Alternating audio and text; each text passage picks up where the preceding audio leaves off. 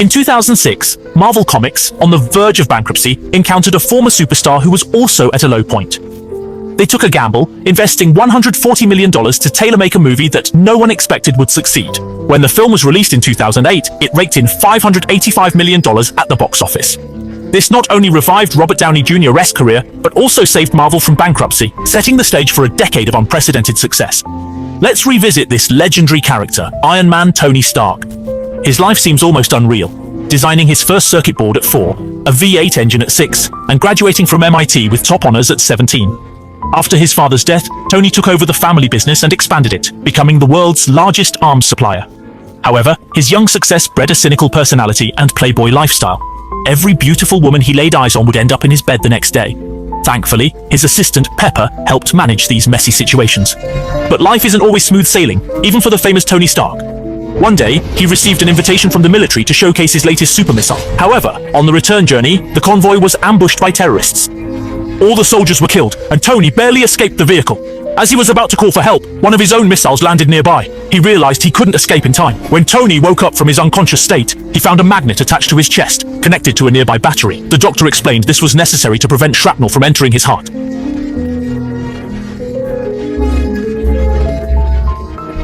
Before Tony could process this shock, a group of terrorists suddenly burst in.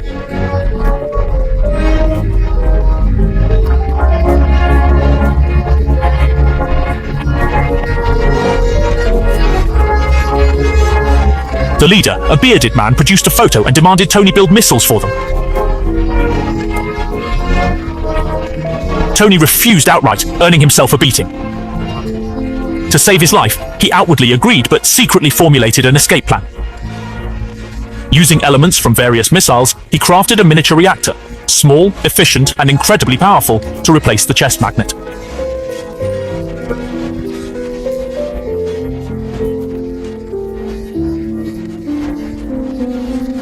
As Tony was making final adjustments, the terrorist leader grew suspicious.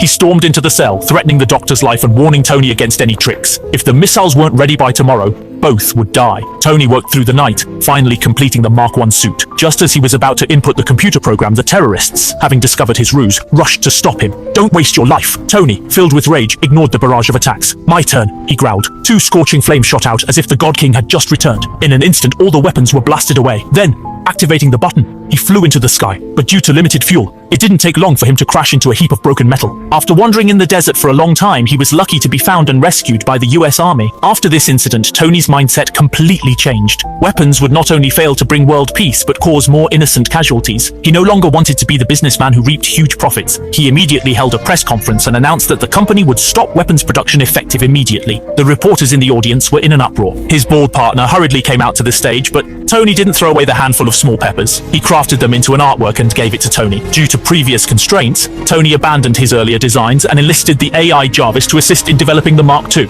He quickly created the battle armor's legs, and the first attempt was neither right nor wrong. Not long after, the arms were also built, with astonishing power and flawless precision. Finally, after the 37th attempt, it was ready. "I can fly!" The design was precise, the lines sleek, the metallic luster dazzling. The Mark II had smoothly taken form. Tony flew out of the garage directly in his suit, becoming the brightest spark in the night sky. The feeling was utterly exhilarating. But Tony was obviously not satisfied. He had to test its maximum altitude limit. He continued flying upwards until reaching 85,000 feet. Just as he was about to break the fixed-wing flight record, the extremely low temperature at that altitude caused the armor to freeze up. Losing power, he began to fall rapidly. Fortunately, Tony immediately took manual control and the systems recovered. He flew up again without incident. Tony was overjoyed, but when he returned home, he had forgotten about the armor's weight.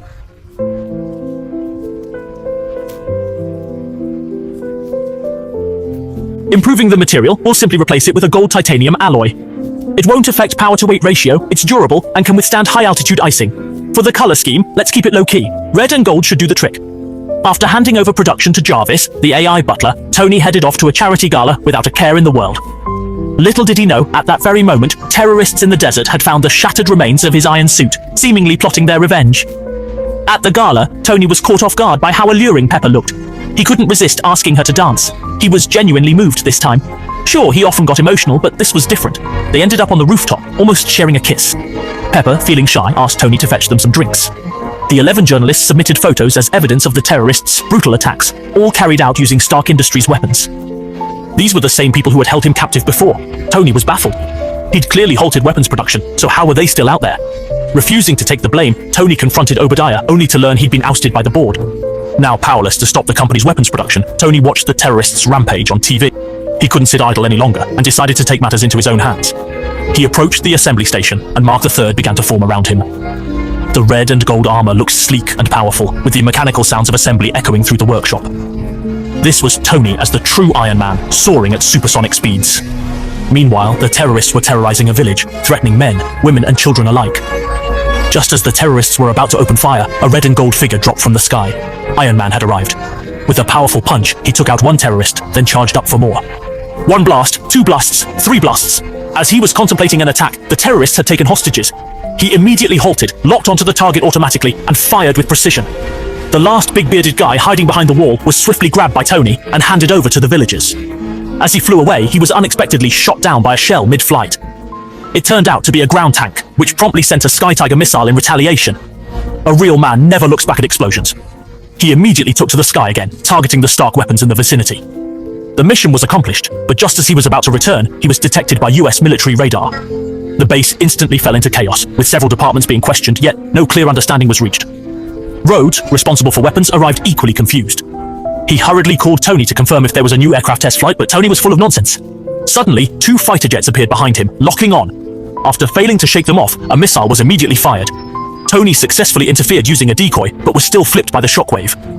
After stabilizing, he continued flying, realizing the dense fighter formation around him. The jet spotted him, hiding under another aircraft. The pilot executed a 360-degree flip, throwing Tony out, who unexpectedly hit another plane's wing. Seeing the jet about to crash, the pilot decided to eject. However, his parachute got tangled. As he neared dangerous altitude, Tony swiftly flew to his side and pulled the chute open. Witnessing this act of kindness, the base ceased fire. Despite Tony's reckless actions, Rhodes, though exasperated, helped cover up the incident as a good friend. After returning, Tony understood many things. He no longer wanted to be an accomplice to the killer. To prevent further weapon sales, he needed to find the mastermind behind the scenes.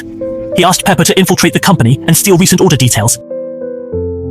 Despite a mishap, he accidentally obtained the prototype and export details of Mark. It turned out the bald man was the mob. Pepper remained calm, quietly removed the USB drive, and quickly left the office, all collaborating with knowing he couldn't wait any longer, Tony rushed to the lab, but the engineer had made a critical error. The armor's power supply was fatally flawed and couldn't be miniaturized. Before Pepper could report back, the bald man used ultrasound to paralyze Tony and stole the new arc reactor from his chest. Luckily, Pepper hadn't discarded the old one. Tony crawled to the basement with difficulty. Unable to contact Tony, Pepper led SHIELD agents to capture the bald man. En route, he called Rhodes, revealing everything and urging him to protect Tony. When Rhodes arrived, Tony had just installed the reactor and was regaining consciousness. He learned that the SHIELD agents were easily defeated. Seeing Pepper in danger, Tony, now wearing Mark III, arrived just in time. The bald man lifted an Audi, about to smash Tony. Tony charged his chest repulsor in anger and caught the car. The frightened female driver accidentally hit the gas, causing the car to flip. With the old reactor's limited power, Tony could only defend himself. Despite taking missile hits, he persevered. Realizing this couldn't continue, he lured the bald man skyward. At a certain altitude, the villain's armor malfunctioned due to icing. Tony landed a powerful punch, turning the tide. With his energy nearly depleted, he barely managed a safe landing, thinking it was over.